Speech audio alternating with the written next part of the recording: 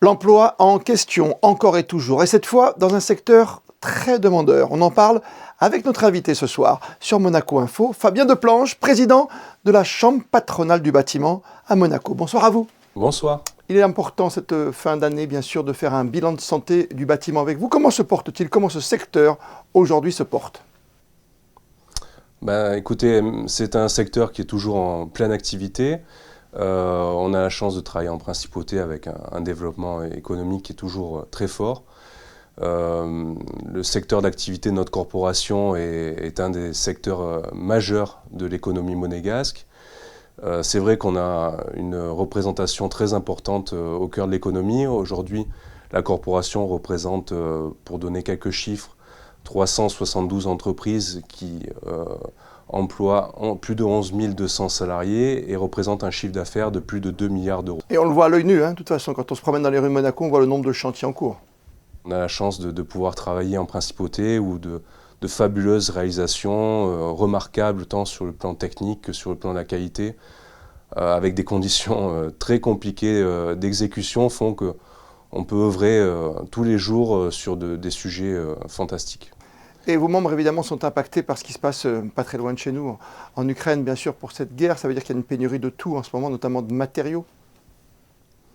Alors c'est vrai, on fait face, surtout depuis la période post-Covid, où on a subi donc des hausses de prix de matériaux très importantes, des risques de pénurie. Pour donner quelques chiffres, sur l'année 2021, l'acier avait augmenté de plus de 156%. Début 2022, premier trimestre, il avait augmenté encore de 35%. Donc ce sont des hausses qui sont terribles. À cela s'est rajouté l'inflation, à ça s'est rajouté la crise en Ukraine, où là beaucoup de matières premières, de matériaux sont fabriqués en Ukraine et peuvent venir pénaliser toute une industrie, y compris sur la fabrication des engins, des matériels, etc. Vous avez intégré depuis un petit moment l'aspect environnemental, l'environnement durable, bien sûr. Ce sont des choses qui vous impactent aussi énormément, c'est des choses qu'on contrôle, qu'on surveille et on avance avec son temps. Aujourd'hui, par exemple, la Chambre patronale du bâtiment va officialiser la signature du pacte pour la transition énergétique pour améliorer les habitudes, les réflexes de tout un chacun, qu'il soit un travailleur ou un résident, pour participer à la réduction des gaz à effet de serre.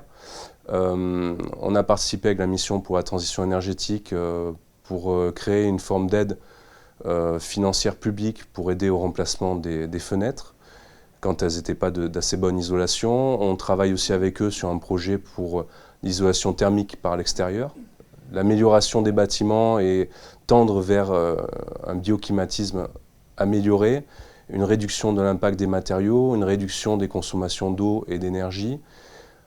À cela s'est rajouté une sorte d'échange transversal, interprofessionnel, qui a été souhaité par la principauté et aboutit à un label des plus vertueux.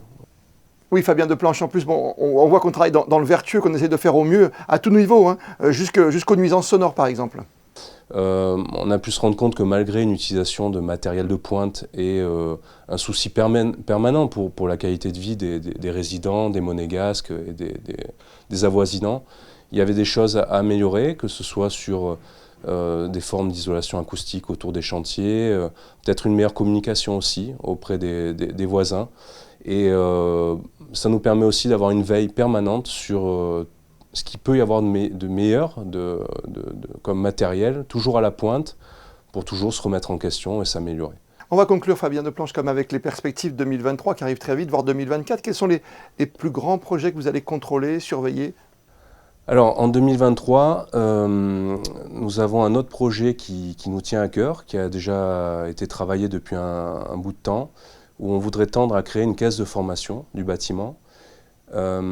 Cette caisse de formation doit nous amener à pouvoir permettre aux gens, aux entreprises, de recruter et de former sur le long terme encore mieux leur personnel, leurs salariés, leurs collaborateurs, permettre aux jeunes de mieux connaître ces passionnants métiers que représente notre corporation du bâtiment et qui veulent rejoindre notre belle famille.